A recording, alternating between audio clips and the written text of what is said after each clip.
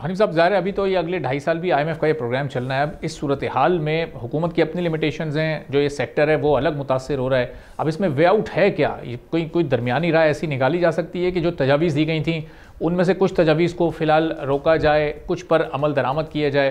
यानी कोई ऐसा सिलसिला हो सकता है कि अगर 10-12 तजावीज़ पेश की गई थी उसमें से कम 3-4 पे तो मामले को आगे बढ़ाया जाए। देखिए, इसमें आप उस पर खाली आप कर सकते हैं कि एक तजवीज में तो आपकी 5 करोड़ की लिमिट थी ना, हमने कहा था 5 करोड़ तक की छूट है। उसको आप कम कर लें, उसको आप आधा कर लें चाहे, लेकिन कम से कम कुछ तो करके दिखाएं कंस्ट्रक्शन इंडस्ट्री के लिए कि ताकि चलना तो स्टार्ट हो। चले कि 5 करोड़ की आप लिमिट आप खत्म करके 2.5 करोड़ की कर दें, ताकि 2.5 करोड़ में कोई घर तो अपना ले सके, कोई अपना फ्लैट तो ले सके, कोई इंडस्ट्री चलना तो शुरू हो जाए। इस तरीके से कम विन विन पोजीशन हो जाएगी। लेकिन आप बिल्कुल जब डिनाई कर देते हैं और आप इनकार कर देते हैं, और उस पूरे प्रोग्राम को इतनी मेहनत करने के बाद बिल्कुल आप 99% नजदीक आने के बाद आखिरी लम्हे पे जब आप इनकार करते हैं, तो ये तो मायूसी छा गई पूरी कंस्ट्रक्शन इंडस्ट्री में। बड़ी मुश्किल से कंस्ट्रक्शन इंडस्ट्री के लोगों को पाकिस्तान में रोक रखा है इस वक्त तक।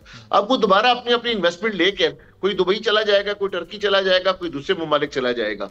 एक तरफ यहाँ पर प्राइम मिनिस्टर और आर्मी चीफ कहते हैं कि पाकिस्तान का सरमाया पाकिस्तान में रखें, तो यहाँ पर तो पॉलिसी भी तो ऐसी चाहिए हमें पाकिस्तान में रखने के लिए।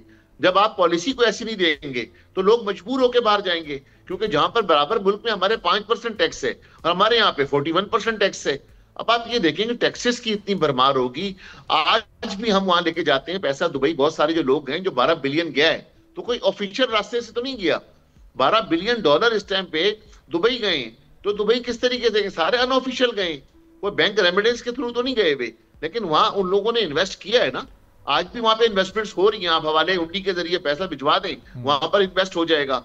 लेकिन आप ये देखें कि अपने मुल्क के अंदर आप ऐसी कोई पॉलिसी नहीं बना के दे सकते, आप लोगों को रिलीफ नहीं दे सकते ताकि वो लोग वही पैसा जो है अपने मुल्क में इन्वेस्ट कर दें।